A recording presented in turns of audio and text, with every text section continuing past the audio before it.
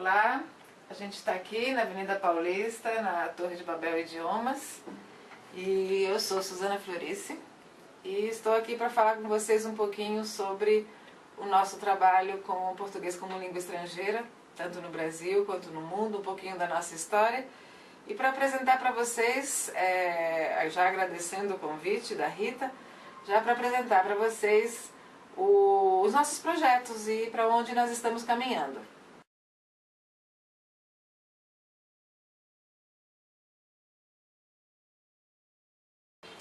O tema que a Rita Dornelles, na verdade, está apresentando hoje é o uso da tecnologia digital na aquisição e no ensino-aprendizagem do português como língua de herança.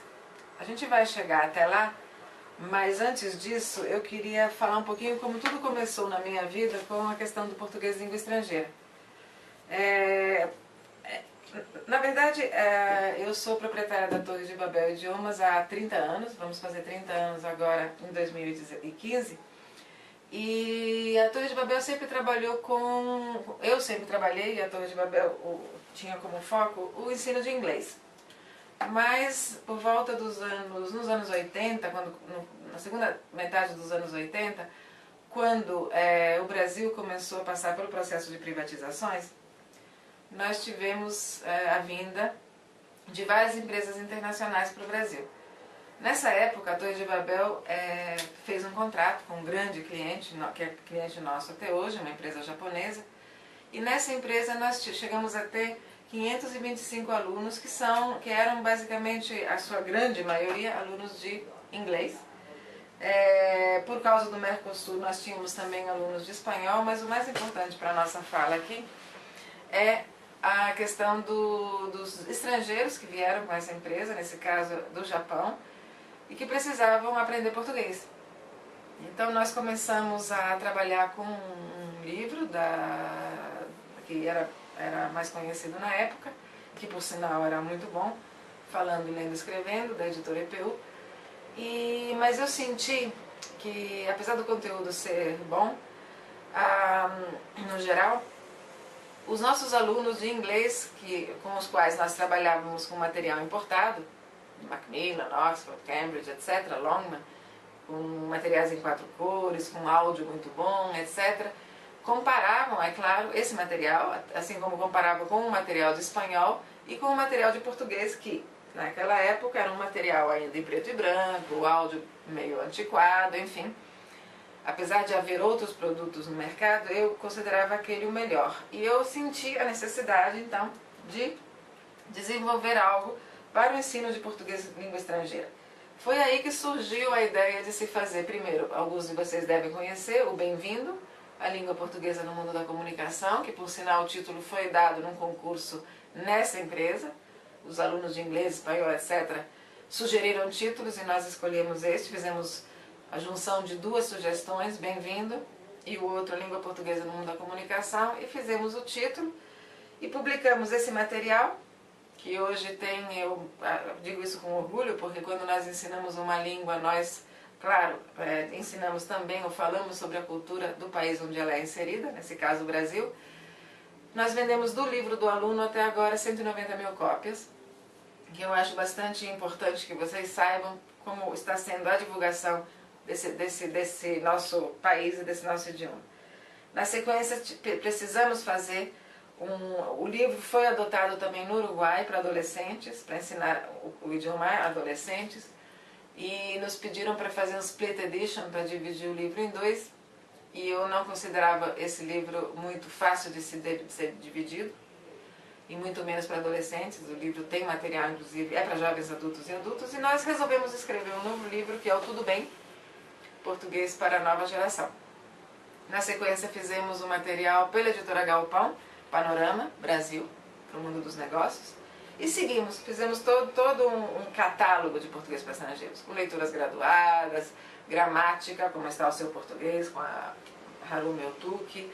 Fizemos, agora estamos terminando em parceria com Ana Cláudia Ramos, uma autora muito conhecida no mundo dos livros infantis no Brasil e juvenis, não dos didáticos, de literatura, mas ela fez os textos e os diálogos do livro Como Está o Seu Português, que nós temos a honra de ter como ilustrador, o Maurício de Souza. Então é um trabalho de bastante tempo, né, que nós estamos nessa área e começando lá, como eu falei, nos anos 80, finalmente em 2010, 2009, fim de 2009, início de 2010, eu senti a necessidade de ver, depois de ter ido a Brasília mais de uma vez, conversar com o pessoal do Departamento de Divulgação da Língua Portuguesa, no Ministério das Relações Exteriores. Eu senti necessidade de ver, porque ninguém tinha essa informação, onde estão os professores que ensinam português no mundo, né? Então, em fevereiro de 2010, lançamos a comunidade virtual Fale Português, que está hospedada no endereço faleportuguês.ning, que é N-I-N-G, N de Nair, I, N de Nair, G, faleportuguês.ning.com. E hoje nós temos o privilégio de ter muitos de vocês lá.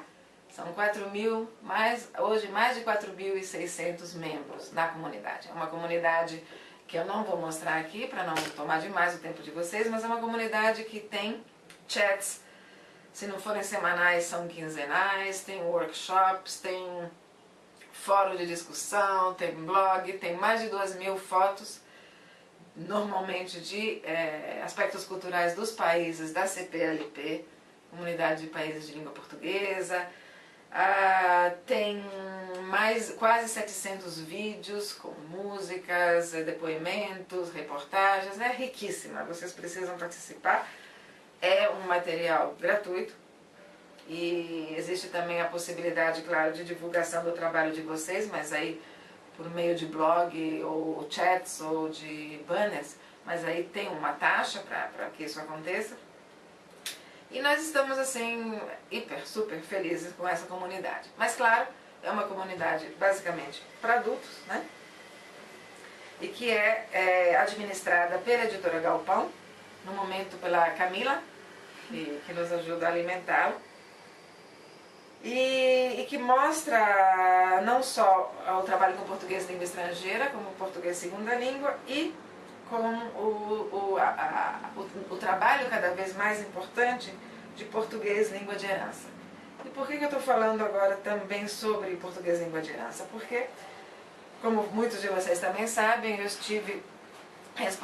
fui responsável durante 16 anos pela editora SBS, Special Book Services, da qual me desliguei em junho, esse último mês de junho, e para postar na editora Galpão, que além de ter publicado o Panorama Brasil, é também responsável pela comunidade Fale Português, e eu queria na Galpão, com o novo selo Galpãozinho, eu queria provar ou testar o mercado para ver se ele está pronto para o que eu considero a leitura 2.0 e o futuro da educação. Então, no selo Galpãozinho, e aí vem a importância de português língua de herança também, nós publicamos materiais que são impressos, porque eu acho que no mundo infantil o livro impresso não vai morrer, aplicativos, o livro digital, tem o audiolivro e uma comunidade virtual. E qual é a ideia? Por enquanto nós temos 4 títulos na editora Galpãozinho. Um é A Menina e o Golfinho, eu vou mostrar já para vocês. O outro é O Que Vinha no Vento. O terceiro é Medo, Quem Tem Medo. Esses dois são de Silvia Aboláfio, esses dois últimos. E A Menina e o Golfinho e a nossa última publicação, O Menino das Palavras, são de autoria de Ana Cláudia Ramos, que é também minha coautora no livro com o Maurício de Souza, Vamos Falar Português. A ideia aqui é que crianças, na verdade, lendo primeiramente, como primeiro livro, A Menina e o Golfinho, se comuniquem em português com outras crianças do mundo todo que falam português ou que estudam português. Não só como língua estrangeira, como segunda língua, como língua de herança, mas como língua materna também, as próprias crianças que estão no Brasil. Então, a tribo dos golfinhos que eu queria... E a Camila que está me ajudando aqui, viu, gente? A Camila que está me ajudando a mostrar para vocês esse trabalho. De novo, mais uma vez, agradecida, Rita. Dentro da comunidade Fale Português, há membros que eu acabei conhecendo pessoalmente, só para vocês terem ideia, por força do meu trabalho. Várias vezes eu viajo para fora do Brasil e conheço várias pessoas presencialmente. Sempre gosto de contar uma coisa que eu acho importantíssima, porque a gente às vezes pensa no vazio ou frio que é o mundo, no mundo digital, o mundo da internet. Eu vou dar um exemplo de uma pessoa que eu conheci, que é o Luiz Gonçalves, que eu conheci pessoalmente. Nós já nos conhecíamos por um encontro presencial que fizemos em Nova York, no Teachers College da Universidade de Columbia. Mas minha mãe partiu, faleceu, vai fazer 3 anos agora em janeiro, nos Estados Unidos, em Nova York, perto de Nova York. E no dia após o enterro de minha mãe, que foi um processo muito, muito doloroso de hospitais, no dia após o enterro de minha mãe, Luiz, com sua esposa, viajaram 2 horas para me pegar, para passar a tarde comigo e me levar a almoçar. E isso é um resultado presencial de amizade, que até hoje somos muito amigos, obviamente, ele é professor de português em Princeton, e que veio do mundo virtual, né? Veio da internet. E como ele, conheci várias pessoas. Estou agora indo a Paris, para um compromisso na Embaixada do Brasil, e pessoas da Holanda irão a Paris para a gente conversar um pouco mais sobre, professoras de português na Holanda, sobre esse processo todo do ensino de português. Então, é uma coisa que do virtual vira presencial e do presencial virtual. Aqui é mais ou menos isso que a gente quer com a tribo dos golfinhos, mas agora já com os pequenos. O que é a tribo dos golfinhos? É uma comunidade virtual baseada no livro A Menina e o Golfinho. Vamos ver se a gente consegue mostrá-lo aqui atrás. Não fiquem olhando a Paulista não, olhem para cá. Essa é a capa do livro, A Menina e o Golfinho. Depois eu vou mostrar um pouquinho mais de detalhe para vocês. E aqui é a autora, Ana Cláudia, né? Ela mora no Rio. Tá? E essa é a nossa tribo dos golfinhos, que na verdade é uma legião dos defensores e amantes da natureza. Aqui nós queremos mostrar e compartilhar nosso amor e respeito pela natureza, em especial, no início, pelos golfinhos. Tá? A Ana Cláudia, como eu falei, é escritora, ilustradora, e ela trabalha há mais de 20 anos com esse universo da literatura infantil e juvenil. Nossa meta nessa tribo é unir o máximo possível escolas, estudantes individuais de português e uma grande rede que se comunica em português com tarefas definidas.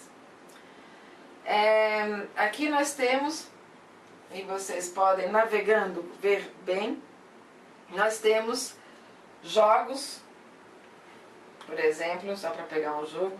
Aqui nós temos imagens do livro A Tribo e o Golfinho, mas aqui elas estão em preto e branco, né? Ilustrações que podem ser baixadas, podem imprimir também, as crianças podem colorir, podem depois fotografar, escanear e voltar para a tribo. É um exemplo, né? Nós temos também caça-palavras, temos jogo da memória. Então, nós temos várias atividades aqui, recreativas. Temos também curiosidades sobre o mundo dos golfinhos.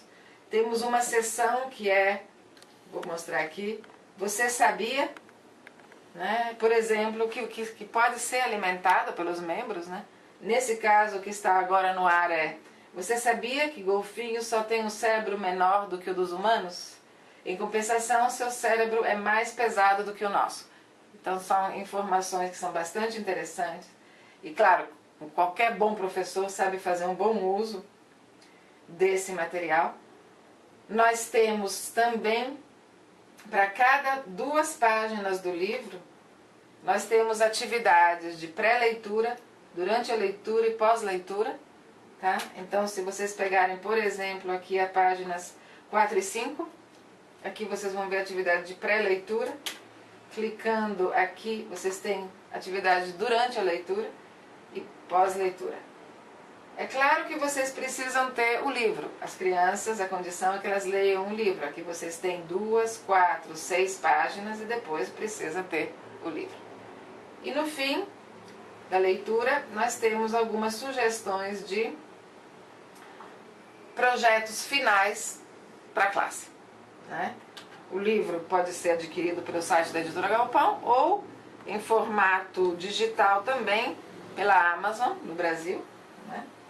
Digital e impresso. E aos poucos nós vamos colocando os outros livros nessa comunidade também e talvez livros de outras editoras também.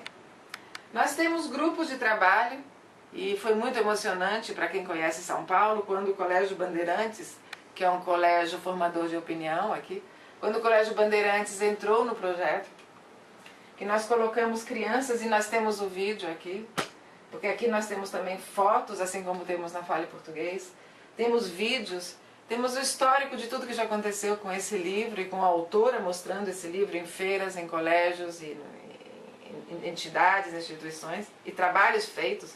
É muito legal porque às vezes eu viajo e as pessoas me perguntam, pais brasileiros, ou pai brasileiro casado com uma estrangeira, ou mãe brasileira casada com um estrangeiro, perguntam como faço para ensinar português aos meus filhos.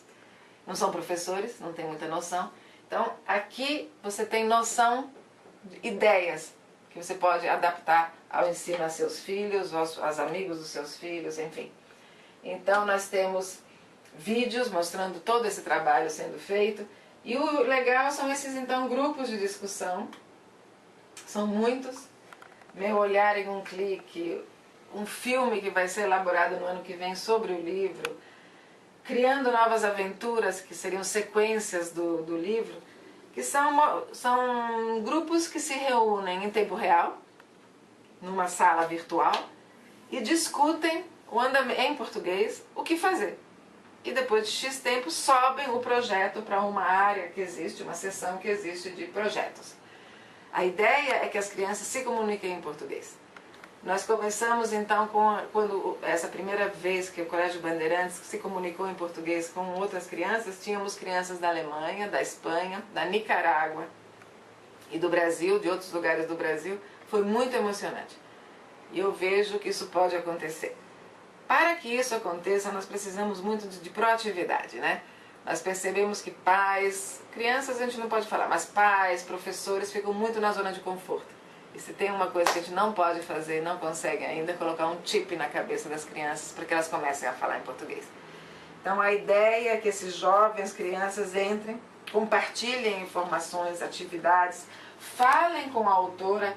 Existe uma possibilidade, uma página que é Fale com a Autora, manda para a autora diretamente a sua questão, o que quer ser discutido.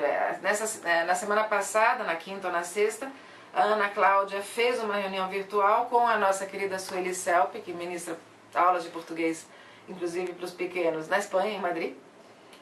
E eles queriam falar com a autora do livro. E ela bateu um papo com eles em português. Então, essa é a ideia da nossa comunidade. Agradeço mais uma vez a Rita Dornelles, ao Focus Brasil em Londres. Tive o privilégio de estar no Focus Brasil em Fort Lauderdale, em 2012.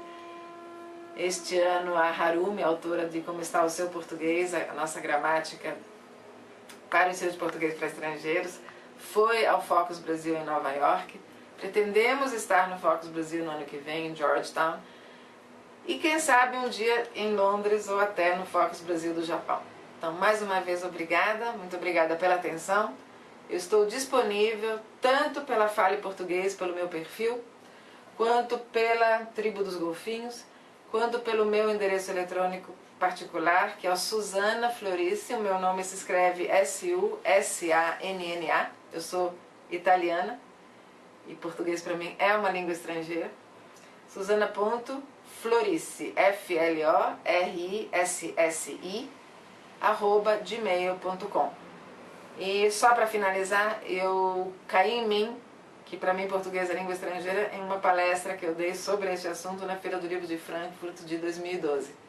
Eu estava ministrando essa palestra no auditório do stand coletivo da Câmara Brasileira do Livro e quase caí para trás quando eu pensei, nossa, estou com 58 anos e agora eu descubro que 57, que português para mim é uma língua estrangeira.